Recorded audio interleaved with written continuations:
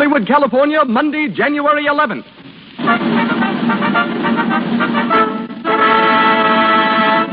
The Lux Radio Theater presents Claudette Colbert and Fred McMurray in The Gilded Lily with David Niven and George Chandler.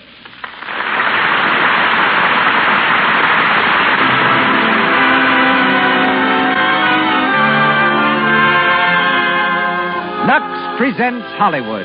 Our stars, Claudette Colbert, Fred McMurray, David Niven, and George Chandler. Our guests, Linton Wells, famous newspaper correspondent, and Janet Riesenfeld, dancer, recently returned from war-torn Spain. Our producer, Cecil B. DeMille. Our conductor, Louis Silvers. To you who crowd our theater on Hollywood Boulevard tonight, and to Lux listeners the nation over, the makers of Lux Toilet Soap extend a hearty welcome.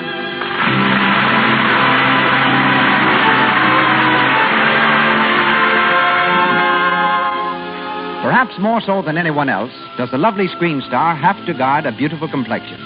Constantly before the public, she knows the camera will catch the slightest blemish should her skin reveal one. How significant it is, then, that 9 out of 10 screen stars use Lux Toilet Soap.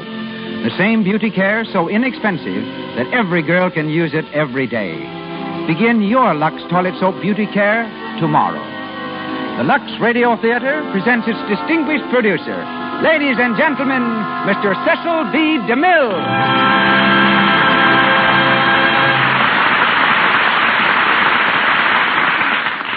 Greetings from Hollywood, ladies and gentlemen. Claudette Colbert has starred twice for me on the radio and 3 times on the screen. Highlights of our association run through my mind like sequences of film through a projector. Once I made her pass by a pair of leopards, brushing dangerously close to their fangs. But I protected her in that instance by pouring perfume on the cushions where the leopards crouched. Leopards don't care for stars if they can get perfume. Then there's the story of the centipede in Hawaii. After I had told Claudette that there was nothing in the Hawaiian jungle that could possibly harm her, she sat down to find a 6-inch centipede roosting in her chair. Jumping up, she forgot the fierce-looking insect in her fury at me. And going across the studio lot one day, I met her on the way to lunch. How would you like to play the role of the wickedest woman in the world, I asked her. I'd love it, said Claudette. So I cast her as Poppaea in The Sign of the Cross. Later, she starred for me as history's most glamorous woman, Cleopatra. And someday, I hope to star her as the bravest woman in the world, a part I have in mind for her that she knows nothing about. But Claudette is something of a star maker herself. 3 young men who have risen to prominence in the past year scored first as leading men for Miss Colbert. They are Melvin Douglas, Charles Boyer, and a frequent visitor to my set while I was shooting The Plainsman, Fred McMurray. When Paramount cast him as Claudette's leading man in The Gilded Lily, the effect of his charm was instantaneous. Everywhere, people were suddenly talking about him. A 10-letter man in high school, Fred now gets 10,000 letters a month. But he's just as regular as the man he plays tonight. Pete, a ship news reporter. Claudette Colbert, born with the name of Lily, resumes that name for the evening. David Niven will be heard in the role of Charles Gray, and George Chandler as Eddie, a photographer. And this is the moment when we introduce them to the Lux Radio Theater audience. Ladies and gentlemen, Claudette Colbert and Fred McMurray in a story based on the Paramount picture, The Gilded Lily.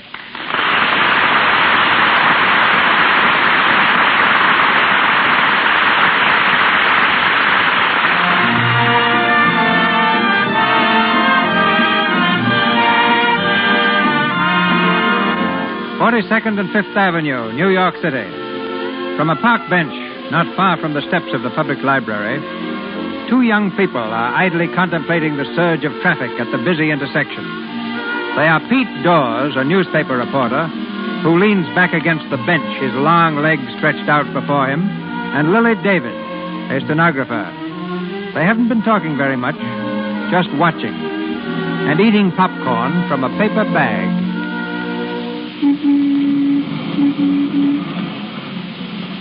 Big stuff, eh? Watching the world go by? Right, big stuff. Of course, there's different ways of watching. Now you take the guy who eats peanuts. Every time he cracks a shell, he has to see that his thumb is in the right spot, and then he has to take the peanuts out and then throw the shells away. A guy like that can't concentrate. See what I mean? Oh, sure. But popcorn.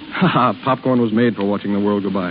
Look, I stick my hand in the bag without taking my eyes off the street. I throw the popcorn in my craw, I chew, and I'm still looking. That's what I call class. Sure, peanut eaters don't know how to live. Nah. Tell me something, Lily. You love me? No. That's the way to talk. No worries, no jealousies, just meeting here every Thursday and eating our popcorn. Why don't you love me? Oh, I don't know. Maybe I don't know what love is, but I think I do. What do you think? About love? About love. Well, I think when it hits me, I'll start walking 3 feet off the ground, and if a man has a mole on his nose, I won't be able to see it. And I have a feeling that when I find him, he'll be flat broke. Right. And when you're married, you won't be able to quit your job until you have to. And there'll be plenty of reasons why you'll have to. Well, that's the fun of being married. Fun? You'll do your own cooking and washing. You'll lose your figure. Oh, you newspaper men know everything. Sure. What you're trying to be is a Lizzie Glutz.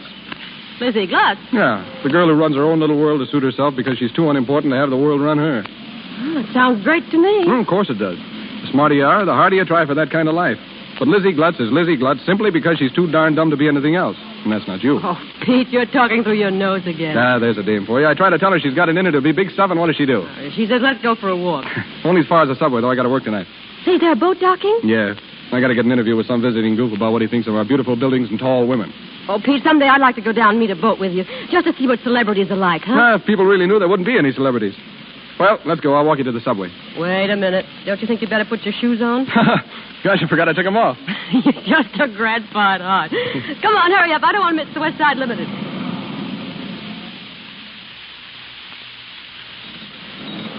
West Side train, West Side. Let him out, let him out. There's the train. See you next Thursday. Same bench. Same time. So long, Lily. Big luck to you. West Side train. Keep moving in there. Don't block the doors. All right, lady, if you're going in, go on. What do you think you're shoving? I know me job, lady. There's no room in this car. Well, then we'll make it. Go on, go on. Stop it! Look here, you can't do that. You're practically flattening this young lady. Shut up and turn around before somebody steps in your face. Let me out of here. Go on, get in. You let her alone or I'll do a bit of pushing Oh, myself. yeah? I'd like to see you try it. I'm afraid I'll have to. Oh, hey, down. You better get out of here, mister. Are you all right? A wise guy, huh? Going around knocking people down. Well, I'm sorry you fell over, but this young lady's had difficulty, and Oh, so I fell over, huh? Maybe like you're gonna fall over. Come on, get out of here before they arrest you. Arrest me, but I...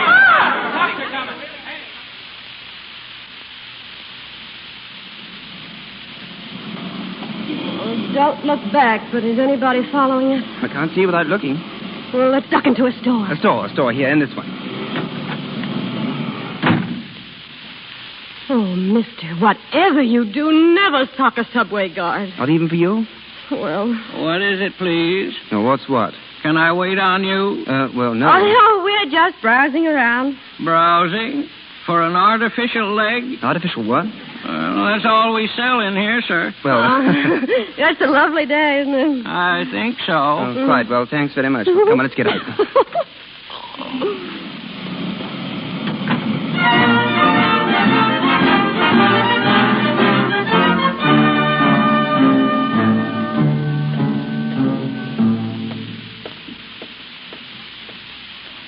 Well, here we are. Is this your house? Mine and about 20 other people. I've got the second floor front. Well, Well, did I thank you for the dinner? 3 times. Am I going to see you again? Why not? Of course, why not? Did anyone ever tell you that you talk like an Englishman? I was born in England. Ah, maybe that's why. Yes, maybe that's why. Well, I don't know what I'm talking about, do you? No, I feel as I just come out of ether. Well, May I see you tomorrow? for what? For fun? What's your name? Gray. Charles Gray. Shall I say about 2? Tomorrow's Friday. Don't you work on Friday? No. Do you work on Thursday? No. Do you work any day? No. Oh. Why don't you go out and look for a job tomorrow? But tomorrow I want to be with you. Well, not at 2 o'clock. I work until 5:30. Oh, I can wait. Better still, I'll meet you in the morning and take you to your office. Will you look for a job Monday? If you'll let me see you on Saturday and Sunday, too. Well, why should I care if you find a job? Of course. Why should you care? Well, good night. Thanks for socking the guard. No trouble. But my name's Lily. Lily David. I forgot to tell you. Thank you. Good night. Good night.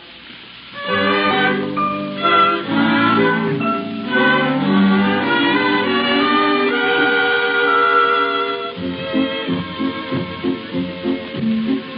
that's all there is to tell about me. I make $20 a week. It was $35 a few years ago, but I don't mind. I haven't many friends, and I don't mind that either. Now, do you want to dance? I'd rather just sit and talk if you don't mind. Sure. Isn't it funny? We've known each other almost a week now, and this is the first time we've let down our hair and talked seriously. What about you? Me? All I know about you is your name so far. Well, there's very little else. My life story is very dull, and I wouldn't bore you with it. Are you going to keep your promise about finding a job? Why are you so interested in a job for me? Well, it's the right way to live now, isn't it? Instead of going along from day to day, just trusting that something will come along to keep you going. That's true, I suppose. And we're going to see each other again, aren't we? So often that you'll become annoyed with me. Do you think so? No, not really. Do you want to hear a secret? About you? No, about both of us. If I were ever to become annoyed with you, it would have happened years ago. What? That's when I first started thinking about you. How you'd look, the way you'd have, what you'd say when we were together. And do I live up to the picture? Perfectly, even to being without a job. But that's the way I wanted you to be, so that when I met you, actually, I could help you.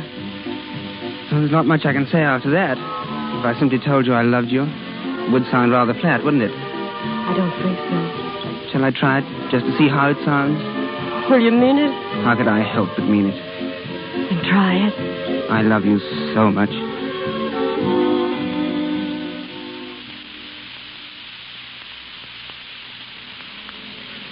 Happy?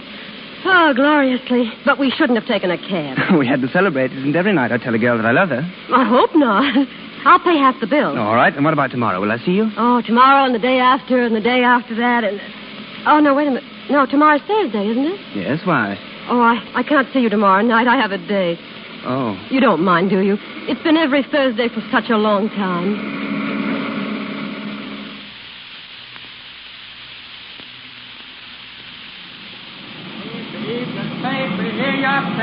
What do you read? Small popcorn, Lily? No. What's the matter? Sick? No. You know something? There's no reason why we shouldn't force the city to put a water bottle beside this bench. A man can't eat popcorn all night without drinking something. I said a man can't eat popcorn all night without drinking something. Oh, yes. Hey, look at me. What's the matter with you tonight? Pete, I want you to shake hands with Lizzie Glutz. Lizzie Glutz? Yeah, Lizzie Glutz. The girl we talked about. The girl you said I wasn't, remember? The girl who was going to meet some man who'd sweep her right off the ground, and he'd be broke, and neither of them would care, and all at once they'd be living in their own little world. Oh. So it happened, huh? Yep, just like I said it would. You see, you were wrong. Yeah. Who is he? Just a nobody, but you'd like him. Would I? Oh, Pete, it's the swellest feeling. All at once, you're face to face. See, you don't know how it happened, but there you are. And from then on, it's just one roller coaster ride after another. Wait till it happens to you. You think it will? It's bound to. What'll I do? Well? I know what I'll do. Just sit on the bench and eat my popcorn and watch the world go by. And then all at once there won't be any more popcorn, and a man can't watch the world go by without popcorn, can he? Pete. Can he? Pete. I bet he's a darn nice guy. Yeah, he is a darn nice guy. I was nuts about this bench, weren't you? I still am. Well, I'll put a for rent sign on it tomorrow. But, Pete, you're still the best friend I've got. What I do with him won't make any difference with us. No? No, you don't understand about him. I want you to meet him right away. There's no reason why the three of us... You don't know your guys. But I don't want to lose you. I won't. I know. Just old reliable. That's how I stack up with you. All right, forget about the for rent sign. If you're ever in a spot or if you feel like you want to talk it over with somebody on a Thursday night, you'll know where to find me. I'll be here. But don't come unless you have to, because it can never be the same anymore, see? You understand that, don't you? I guess so. Well, I got to beat it. Oh, no. Yeah, I got some stuff to finish up over at the office. I'll be working pretty late, I guess, so... Well, so long, Lily. So long.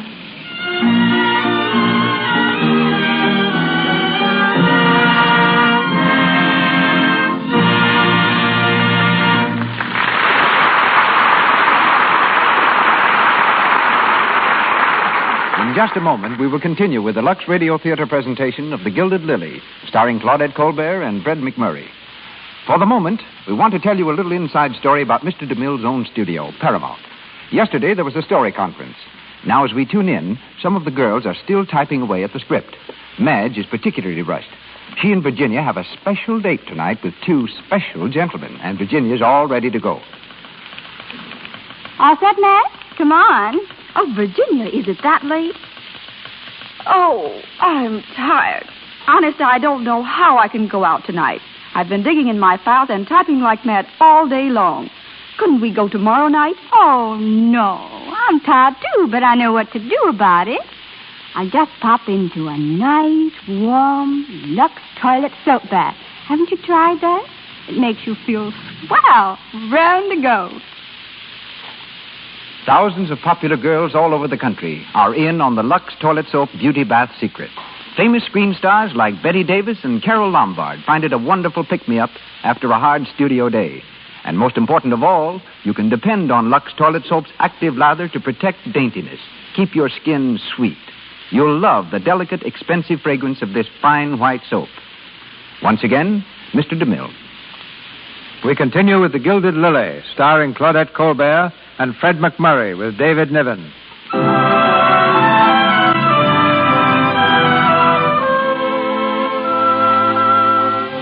A few days have passed since Lily said goodbye to the easygoing news hawk.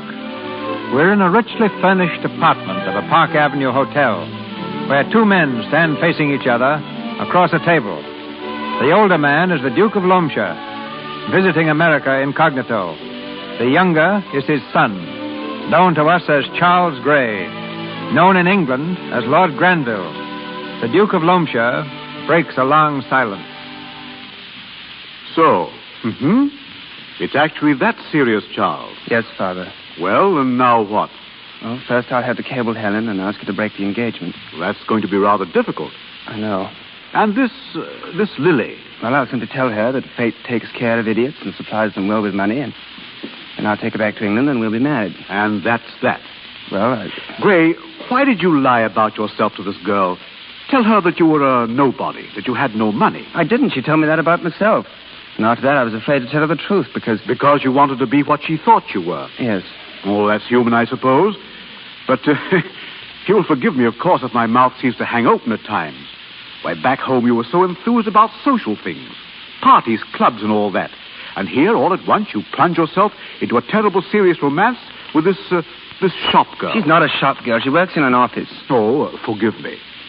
But I still can't understand it. But don't you see, I asked that we make this trip to America secretly just to get away from all that social nonsense. For how long? Oh, I'm sincere about this, Father. Oh, of course you are. You're sincere about everything, for the moment. Well, if that's your way of objecting to Lily... I don't object to her, Gray. If you're set on marrying Lily, I'll accept her. And so will Mother. But there are various ways of handling a delicate situation, and you're diving into it headlong. Lies, cables. Oh, it's all so crude, my boy. What should I do? Go back to England. See Helen. Give her an opportunity to call off the engagement decently. And talk to your mother, as a son should talk to her. And then, with your house in order, come back here and ask Lily to marry you. You'll have the right to ask her after that. I wonder what Lily would say if I told her the truth. Well, my boy, it would be easy enough to find out. Oh, no, not yet. I just tell her I'm going away and that I've got a job. And heaven knows that's no lie.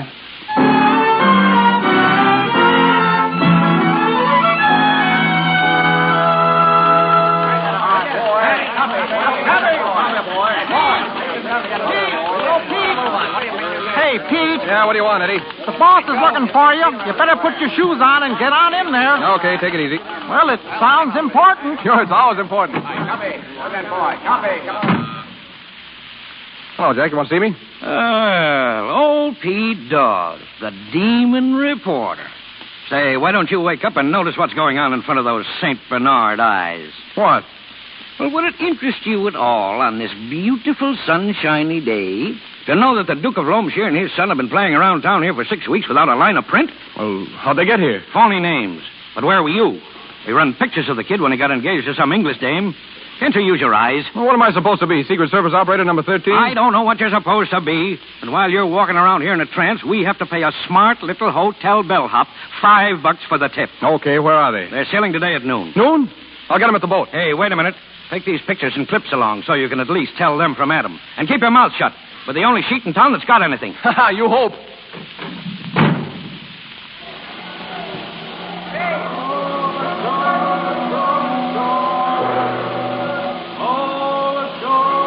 Hey, Pete, what are we supposed to do? You ought to tell a guy. I'm getting a story. You're here to get some pictures, see? Yeah, but who? Well, what's the difference? I'll point them out and you snap them. Try to get them with their mouths open, Eddie. It's funnier that way. With their mouths open? But gee, Pete, Don't be artistic. Hey, there they are, up there on the deck. Come on, Eddie. Hello, gents. I beg your pardon? Say, what's the idea of visiting our little city without letting the papers in on it? Papers? Yeah, don't you think New York would like to know that it's been visited by the Duke of Loamshire and his son? What? Hey, all right, Eddie, snap them. Perfect, Pete, just like you said.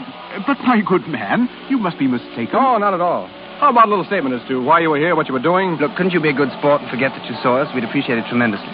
Is it that important to you? We can assure you there's no significance to the visit. We simply came here to enjoy ourselves quietly. And a report of the trip in the papers might call personal embarrassment. Mm-hmm. To your fiancée, for instance, Miss Helen Fergus? Well, yes.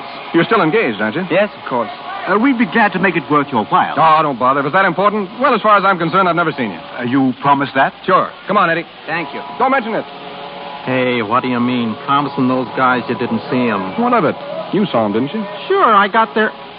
Oh...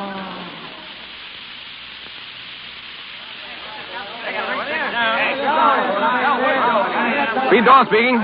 Oh, hello, Mac. Yeah. I thought it was Swan myself. Say, did you see that picture of Granville with his mouth open? Was that a laugh? Hey! Well, hey, I'll call you back, Mac. What are you doing here, Lily? I've got to see you alone now. Okay, we'll find an empty office. Well? Pete, this picture in the papers. Did you do it? Sure. Why? Did you see these people? Talk to them? Of course. Why all the excitement? Why? Because Lord Granville, this man engaged to a girl in England, that's Charles Gray. Charles Gray? Yes, Charles Gray. The nobody I was telling you about. Charles Gray, Granville. So that's it. That's why I got the runaround. He said he was going out of town for a couple of weeks to get a job.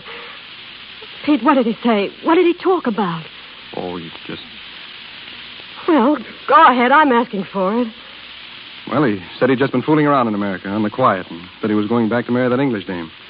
His father tried to bribe me to keep the whole thing quiet. Oh, that's swell, isn't it? Well, Lizzie Gluck did all right by herself, didn't she?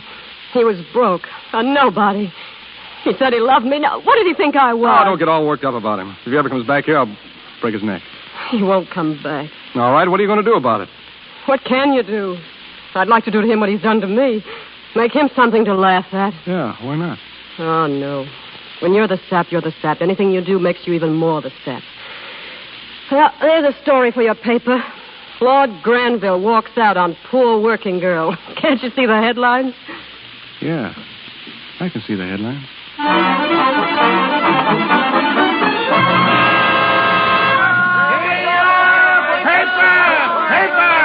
Working girl finds blue blood. Working girl finds down marriage. What do you read, paper? Leslie David says no to nobility, paper.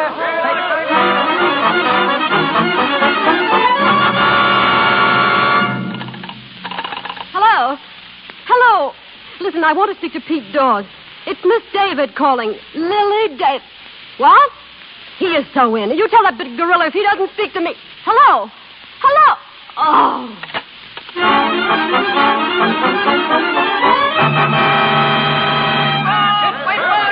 finds him. Read all about it. His heart is broken because she's finds him.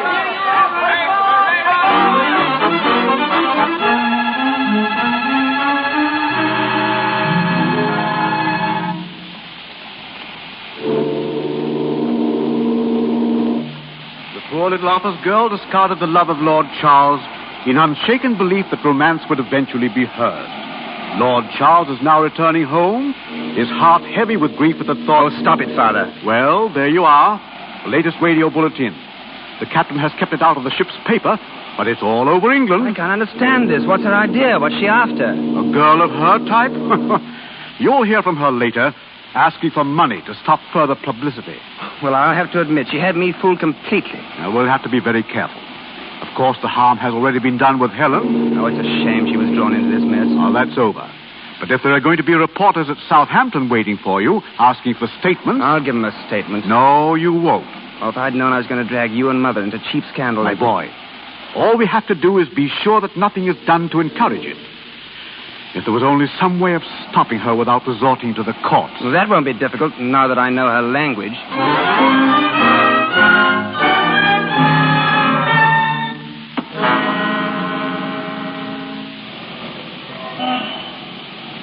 Oh, hello, Lily. Oh, maybe I find you here. Did you? I've been waiting an hour and a half. Sit down. Yeah, thanks. The popcorn? Aren't you going to take off your shoes? I don't know. I may not be staying very long. All right. Why? Why what? You know what. Why did you print those fake stories? Oh, that. Go ahead. Okay. I did it because I love you, and that guy Gray hurt you. And nobody's going to hurt you while I'm around and get away with it. That's what I thought. Oh, you old windmill. Well, at least nobody will ever walk out on you again. You're somebody now. Yeah, somebody is right. People pointing at me in the subway, on the street, photographers trying to break into my house. Sure, you're a celebrity now. One of those peculiar people made strangely important by ordinary newspaper print. Strangely important. A busted romance, no job. You lost your job? I didn't lose it, I quit. What for? I got tired of answering questions. And look at this. What's that, a cablegram? Read it. How much would it cost for a poor little working girl to forget she ever met me? Charles Gray. Well, there's a sweet boyfriend for you. Yep, sweet and to the point. Well, if he wants to be forgotten, here's the one who can do it. That's the stuff. Pete, you're a smart fellow. What do poor little working girls usually do next? Well, they usually drown themselves one way or the other. I'll take the other. Let's go.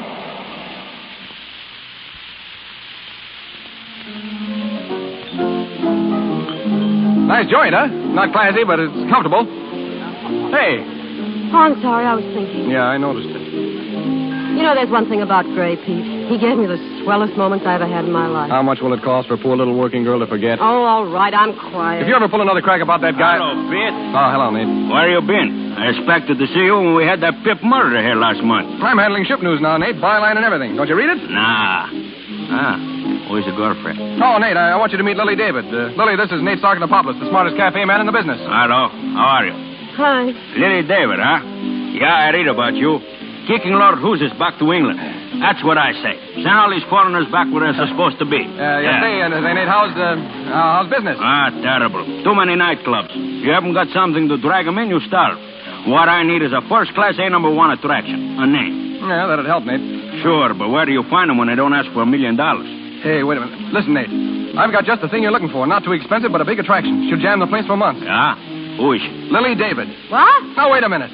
I'm getting out of here. Sit down. Nate, this is it. Well, maybe you're right. Listen, if you think I'm going to turn myself into a nightclub Shut queen... up. I tell you it's a cinch, Nate. Publicity, that's all it takes. Well... You'll spread her name over every billboard in town. You've read about her, you've talked about her, you've wondered about her. Now see her at the Gingham Cafe. Well, it sounds good to me. Well, it doesn't sound so good to We've me. got a singing teacher for her. We'll teach her to fake a song. Oh, is that so? I can see it all now, Nate. Enlarge the place. Redecorate the whole business. Wait, that's expensive, Pete. Oh, what's the difference? Listen, well, I want to know... She'll make it all back in a couple of weeks. I tell you, she'll pack them in like sardines. Oh, Pete, for I heaven's have to get an orchestra. That's an idea. A 20-piece orchestra. Wait a We'll make it minute. 25 pieces and drown out her voice. Oh, wait a minute. I can hear it now. 25 pieces swinging like mad.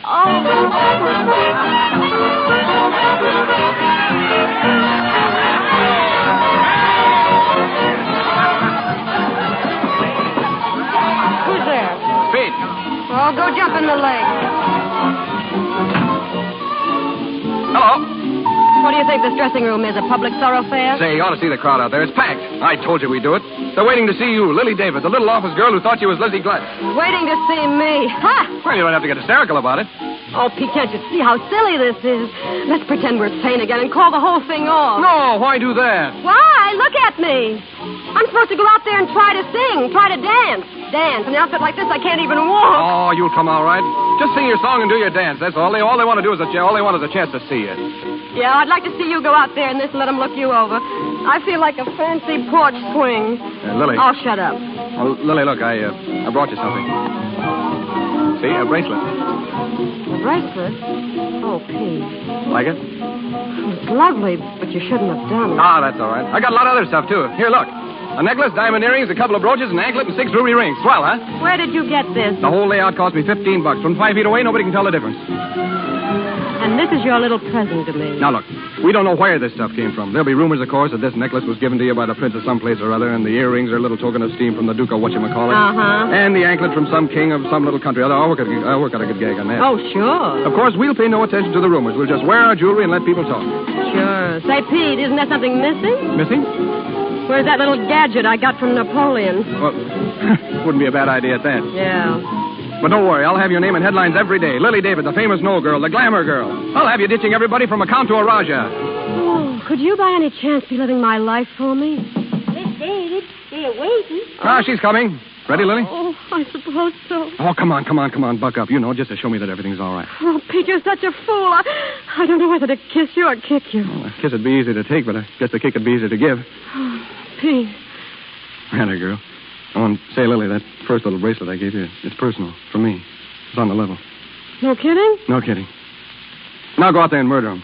Murder them? Do you realize you're talking to the corpse? Go ahead, Lily. Lots of luck. Oh. Ladies and gentlemen, Lily David, the world-famous no girl. Go on, let your music get in there.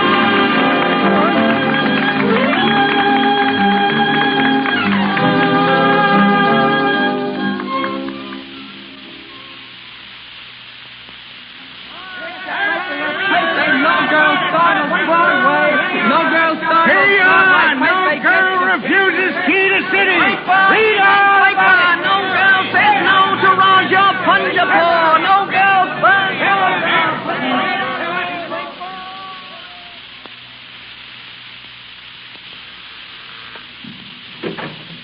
Oh, good evening, Miss Pete. Hello, Dora. Is Lily home? Yeah, sir. But she going out soon. Yeah. Who's that, Dora? Oh, hello. Hello. Get my coat, will you, Dora? Yeah, sir. Going out, huh? Yes, why? Do you realize I've hardly seen you in 3 weeks?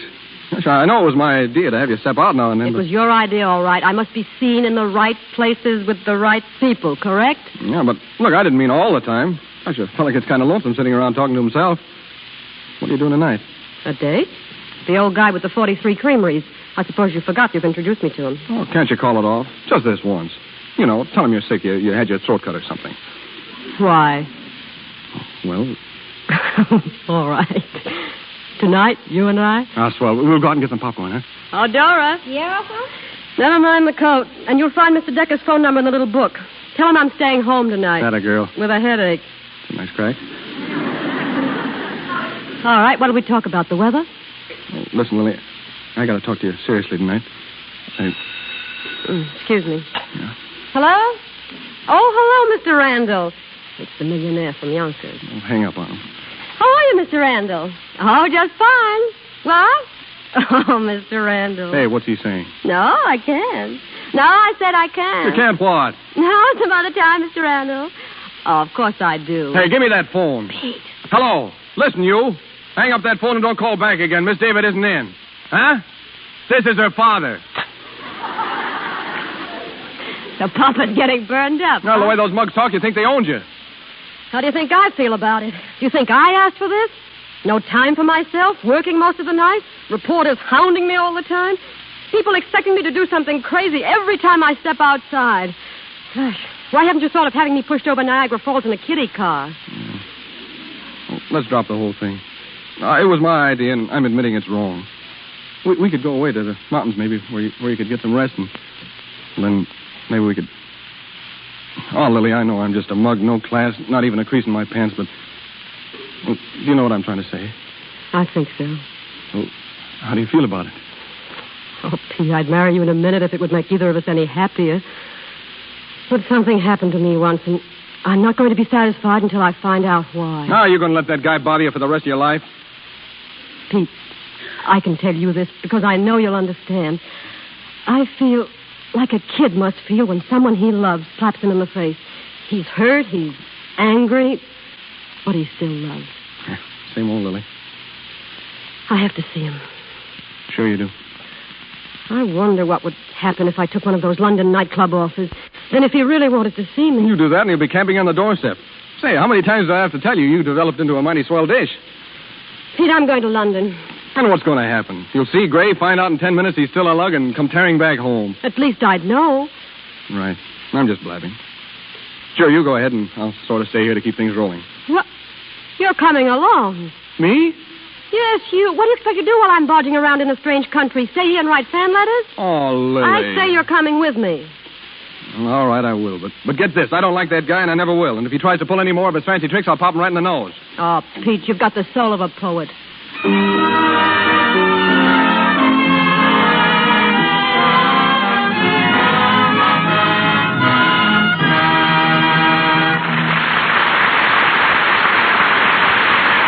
Pause for station identification.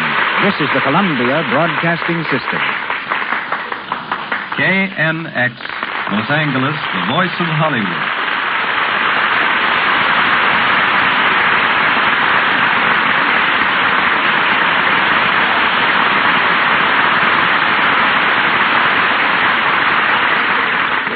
In a few minutes, we resume The Gilded Lily, starring Claudette Colbert and Fred McMurray with David Niven. We left Miss Colbert rapidly gaining fame in our play as a dancer. And it's a dancer whom we hear from now. Miss Janet Riesenfeld, daughter of the distinguished conductor, Dr. Hugo Riesenfeld. I met her first as a child when she came to my office with her father, who scored many DeMille pictures. Known professionally as Raquel Rojas, Miss Riesenfeld left this summer for Spain, where she was to meet a new dancing partner. She found him in the army and herself in the midst of the fierce siege of Madrid. Ladies and gentlemen, Miss Janet Riesenfeld.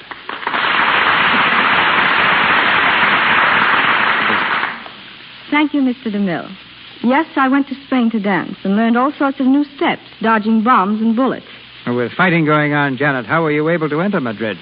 I met a newspaper correspondent who had a passport, but no knowledge of Spanish. So I got through posing as his assistant. Once there, I stayed, thinking the rebellion would be over in a few days. When I changed my mind, I couldn't leave.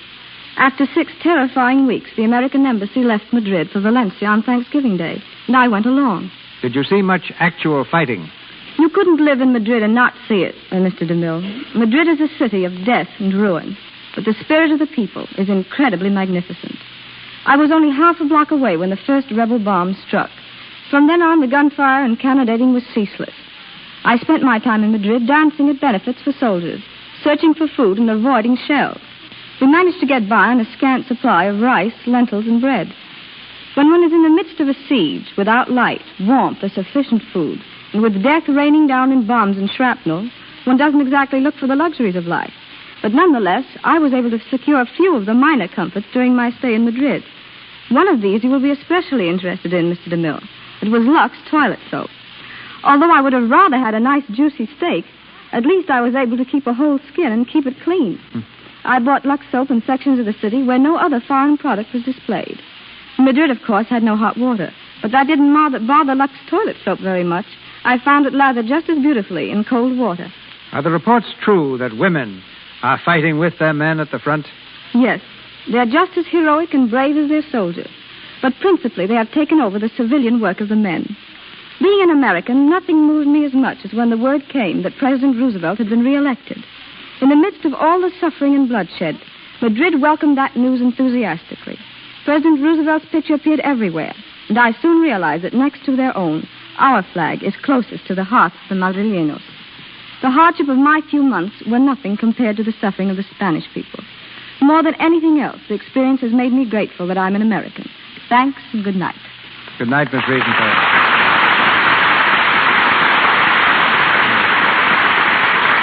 Once again, Claudette Colbert, Fred McMurray, and David Niven in The Gilded Lily.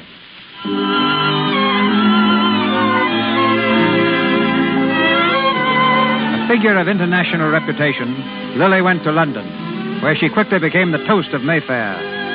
She's been seeing Lord Granville regularly for almost a month, and Pete is convinced that his own case is quite hopeless. It's 11 o'clock in the morning as he knocks at the door of Lily's hotel suite. Come in. Oh, Pete. Hello. You almost missed me. I was just going out. Was Granville? I was going to leave word downstairs that I'd be back tonight. You didn't mention it yesterday. It was just a little trip into the country for a rest. This is Sunday, you know, and I don't work tonight. Yeah. Say, Lily, I just dropped in to tell you I'm sailing today. Sailing? Why? Well, I can't express it exactly. But you've been going right along so swell, and I seem to be in the way more and more. That's not true. Oh, it is true. I'm just something you needed when everything was new to you. Can't you see that, well, that you've reached a point where I can't help you anymore, where the best thing for both of us is for me to bow out in a hurry? Pete, I can't stay here without you. What about Gray? Don't you intend to keep on seeing him? Yes, but... You know what's going to happen. I know. Seems to be a nice guy, and he's crazy about you. And all I want you to be married to him. That's what's in your heart, isn't it? Honestly? Yes. Well, it's all great with me. I'm glad to see you get what you wanted. And now that my job's finished, I'm going home. Well, if you've decided on going back, I can't stop you. Pete, have I hurt you? No. I'm the one that should be asking that. You'll never be sore, will you, Lily, about the crazy way I shoved you into this racket? Oh, of course not. You know now that it's made certain things possible. Things that couldn't have happened any other way. I guess it did. Oh, Pete, couldn't you please stay? I'll get my old job back and everything will be jake. And every Thursday night I'll show up at the bench and eat a bag of popcorn for both of us. Just for a gag, sort of. But you're leaving so suddenly. And look, if things don't go so well with you. Oh, but they will. I know they will. Goodbye, Lily. Pete. So long.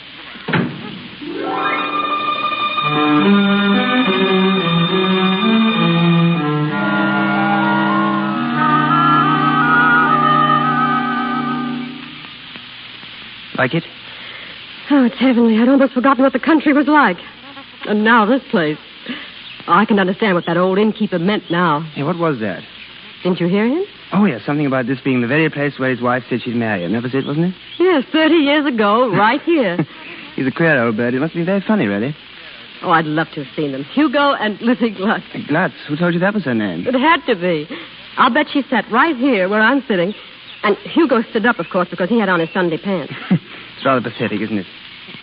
Look, there he is now with his broom and the drudgery that he hates. And that little girl aging into a bitter old woman. I don't feel that way about them. You have everything that matters when you're just Hugo and Lizzie Glutz. Two happy nobodies. You wouldn't be able to stand that sort of existence long.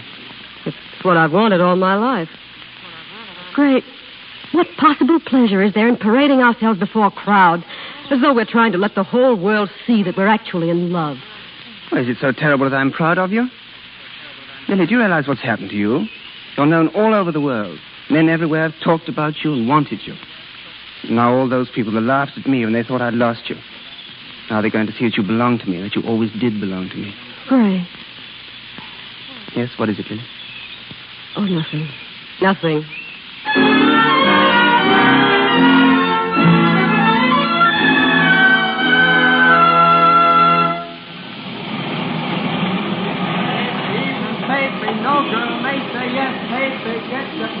Hey, buddy. Yeah? This bench private? No, sit down. Thanks. Can you spare a cigarette, buddy? Yeah, here you are. Thanks. Oh, What's the matter? it ain't my brand. That's too bad. Yeah, but it'll do. That's the worst of being broke. You can never get your own brand. No girl may say yes. No girl may say yes. No girl may say yes. Boy, that gal come up from nowheres. I wonder how much dough the Englishman's got. She doesn't care. No?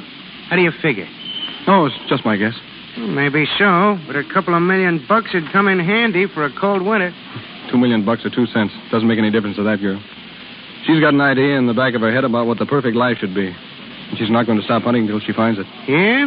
I suppose you got all this straight from her. You're darn right. She was sitting right here on this bench. Yeah? Yeah.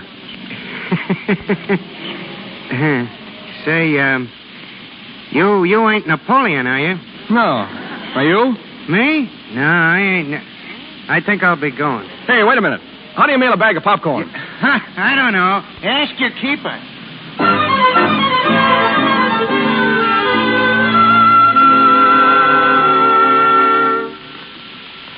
Popcorn, all the way from America. Look like Mr. Pete's on another tear. No, he knows what he's doing. Here, a card with it, honey. Listen. I just remembered how tough it is to get popcorn in London. Have you and Gray found a bench yet? Now, what do you mean by that, Miss Lily? Oh, funny face. Can't you see him, Dora? Draped all over that bench, his shoes off, that popcorn bag in his hand. You know, Pete never would touch peanuts. No, he says peanut eaters don't know how to relax. Well, excuse me, Miss Lily, but it wouldn't hurt you none to sort of, well, rest up. Don't I know it? Oh, now, honey, couldn't you stay in this afternoon? Lord Granville probably has something planned. But working 6 nights a week at the club and never in a single day? Well, if Mr. Pete was here, he'd sure put a stop to it, he would. Never mind, Dora. Yes'm. I'll answer it. Yes'm. Hello. Hello, Gray. Right on the hour. That's right. Well, no kiss? What's the matter, Lily? I'm tired, that's all. Gray, you haven't anything arranged for this afternoon, have you? Oh, nothing much. Just tea at the Clydes. You'll have to know them sooner or later. I have to know them. How many more hundreds of people must I meet before... Before what? Oh, nothing. Well, I had no idea my friends were annoying to you. Gray, listen, we'll have to decide something right now. I came to England because I loved you, and because I thought that you still loved me. But something's wrong. Something... Have you ever forgiven me for what happened in America? I told you I was as much to blame as you. Then why can't we be satisfied with each other? Why do you insist that we spend day and night putting ourselves on display? Is that the only thrill you get out of being with me? Oh, I've been selfish, I know, but why don't you take a week from the nightclub? It could be arranged. And you remember that little inn, Hugo's? We could spend the week there. A week at the inn? Then what? Well, back to London as though we had never been away, is that it? Well, Lily, you make it sound so...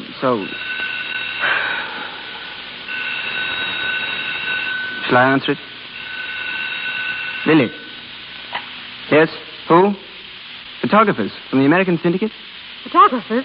Give me that phone. Lily, you don't want... Hello. Hello, send them right up. We don't want to see them here. I'll handle this. You just entertain them until I'm ready. But this isn't exactly the place. Lily, come out here. Lily, listen to me. You wanted to show the world, didn't you? All right, we will. Lily, come out. All right, come on. How do you do, Miss David? How do you do, sir?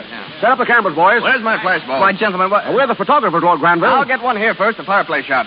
What's the meaning of this, Steve? We have to be prepared, you know. In case of a surprise wedding, our papers will already have honeymoon pictures. Well, haven't I anything to say about that? Sure you have. Lily. You can make your statement after I make mine. What are you doing with that grip? Get your cameras ready, boys. For heaven's sake, Lily. So you've been playing around with a celebrity. Okay, I'll show you how the celebrity racket is really works. The way Pete taught me. No matter what you do, surprise them. Lily, don't. I'll admit I was wrong. You bet you were. Boys, the whole thing's off. What's that? I'm walking out. Yeah, here's a swell picture for you. Grip in hand by the open door. Come on, snap it. Hold it. That's it. Lily, wait. Tell your papers I'm going home to sit on a bench and eat popcorn. What else? Maybe he'll show up, maybe he won't. But if he does, I'm going to sit back and watch the world go by with the greatest mug on earth. Can I use your telephone, will you? Come on.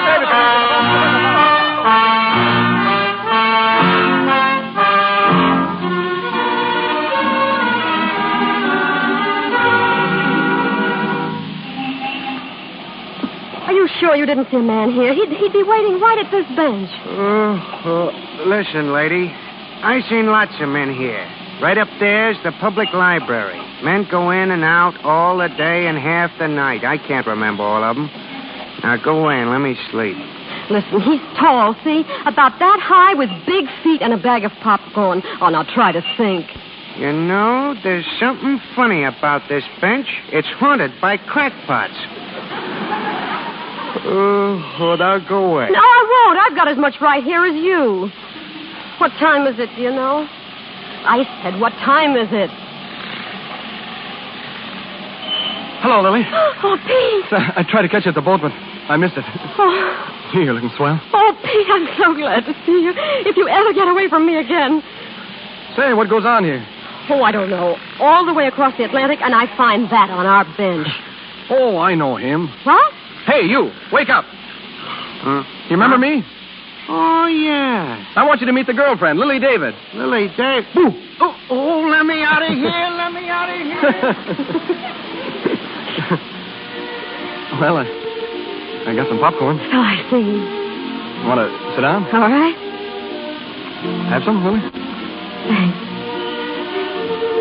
You know, this is what I call living. Yes, they're just sitting tight and watching the world go by. Is that all? Oh, what else is there? Can't you guess? Yeah, but I'm afraid to say it. Oh, You old mug. Take off your shoes and kiss me.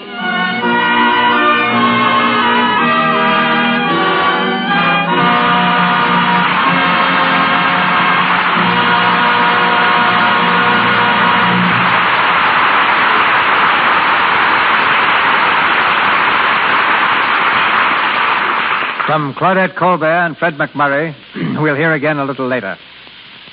Our hero tonight was a newspaper man. So I thought I'd ask one of the most famous reporters in the world, Mr. Linton Wells, to be our guest. His record reads like a page of Richard Harding Davis fiction. During 20 years in foreign fields, he's been war correspondent in Mexico, China, Asia Minor, Siberia, Morocco, Syria, Nicaragua, and more recently, Ethiopia. He was a lieutenant in the Chinese Army and a major in the Mexican Army, a colonel in the Nicaraguan Air Forces, and holds decorations from 12 foreign governments. He's in Hollywood now, completing his autobiography, Blood on the Moon, and recuperating from wounds and illness acquired in Ethiopia while correspondent for the New York Herald Tribune. Ladies and gentlemen, Linton Wells. Thank you, Mr. DeMille. You know, the last time I encountered you and Claudette Colbert was in Cairo, Egypt. Indirectly, of course. There in the shadow of the pyramids, I went to the movies and saw your production of Cleopatra. Tell me the worst. What did the Egyptians think of the way I handled their history? Well, I heard a couple of dark-skinned natives wishing Cleopatra were running Egypt again, Colbert fashion. You know, Egypt's certainly movie-conscious.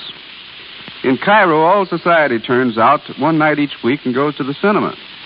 It's a ceremonial occasion with a display of evening dress and jewelry rivaling an opening of the Metropolitan Opera. Well, you've seen pictures in about every corner in the world, Linton. How do other countries like Hollywood? Well, the stars, Charlie Chaplin, being human in any language, is most universally beloved. I've seen his antics roared at by the nose-pierced savages of the Belgian Congo, by Chinese and the Indians of the Peruvian Andes. Next in line, there's Mickey Mouse, just as popular in Brazil, Manchukuo, and Finland as he is here. All the world loves American musicals. And believe me, there's nothing so strange as hearing a native singing a hot cha tune in the depths of fever-ridden jungle. But I've heard it. In French East Africa, you go to the movies in the open air and are bitten to death by mosquitoes or drenched by a sudden torrent of rain. A huge native who ran a projection machine there wore a charm given him by the local medicine man as a guarantee to prevent the film from breaking.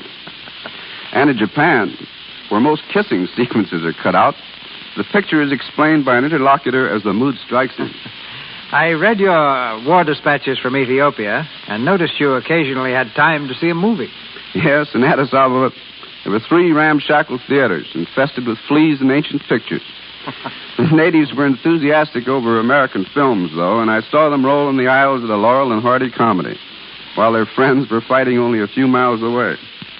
By the way, my wife, who's also a reporter for the Herald Tribune, went with me to Ethiopia and insisted on taking her case of Lux toilet soap along. Thoughtful woman. That's what we figured out until we got there. You can believe this or not, Mr. DeMille, but after bringing that soap from New York to Egypt, from Egypt to French Somaliland, and then 500 miles inland by rail at 14 cents a pound, after worrying about carriers and customs collectors, I saw 5 different shops in Addis Ababa selling Lux toilet soap and charging much less for it than I paid for transportation costs alone. And I said then what I'm saying now. Good night. Good night, Linton Wells.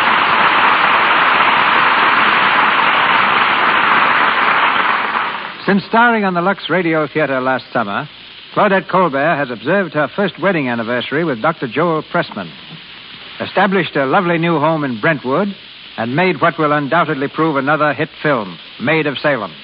Fred McMurray, not to be outdone, has completed Champagne Waltz, is co-starring in Maid of Salem, and has taken to himself a wife. But from this point on, they'll have to report for themselves. Ladies and gentlemen, Claudette Colbert and Fred McMurray.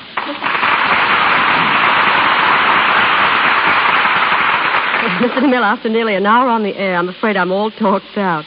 However, I do want to thank you again for the top productions you give us every Monday night. And before I go, just a word of praise for the product responsible for this program.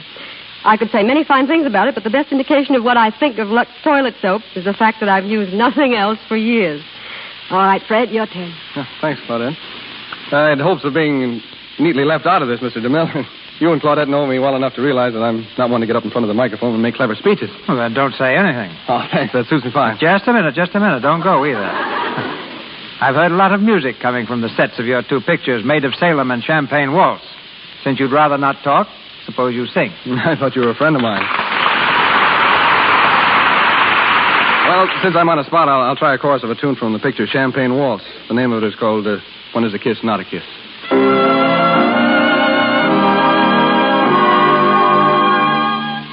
When is a kiss not a kiss?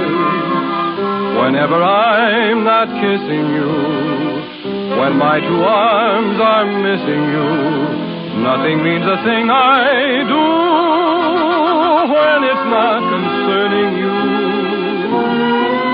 When is a hug not a hug?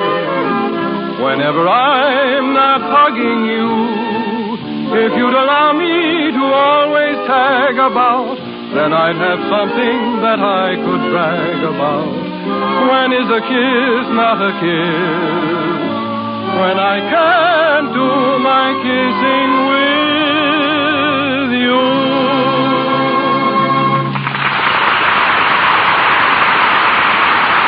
Thank you, Fred. Thank you. That was splendid. Good night. Good night to both of you. Thank you, Miss Colbert and Mr. McMurray. This is your announcer, ladies and gentlemen, Melville Ruick. The Lux Radio Theater program for next Monday night will be told shortly by Mr. DeMille. In our cast tonight were George Chandler as Eddie, C. Montague Shaw as the Duke of Loamshire, Chester Clute as the editor, John Gibson as the bum, Georgia Simmons as Dora, Lou Merrill as Nate, Frank Nelson as the man, William Royal as subway guard, Mary Arden as the woman, and Warren McCollum and Ross Forrester as newspaper reporters and newsboys. Miss Colbert, Mr. McMurray, and Mr. DeMille appeared through courtesy of Paramount Studios. Mr. Niven through Samuel Goldwyn. Mr. Niven is now working in the Universal picture We Have Our Moments. And Louis Silvers, 20th Century Fox, where he was in charge of music for the new film One in a Million. And now, Mr. DeMille. To the Lux Radio Theater, next Monday night, comes one of the most accomplished actors the screen has won from the stage, Edward G. Robinson. With him, Beverly Roberts and Paul Guilfoyle. Recently returned to Hollywood from abroad, Mr. Robinson stars for us as Warden Brady in Martin Flavin's tense melodrama, Criminal Code.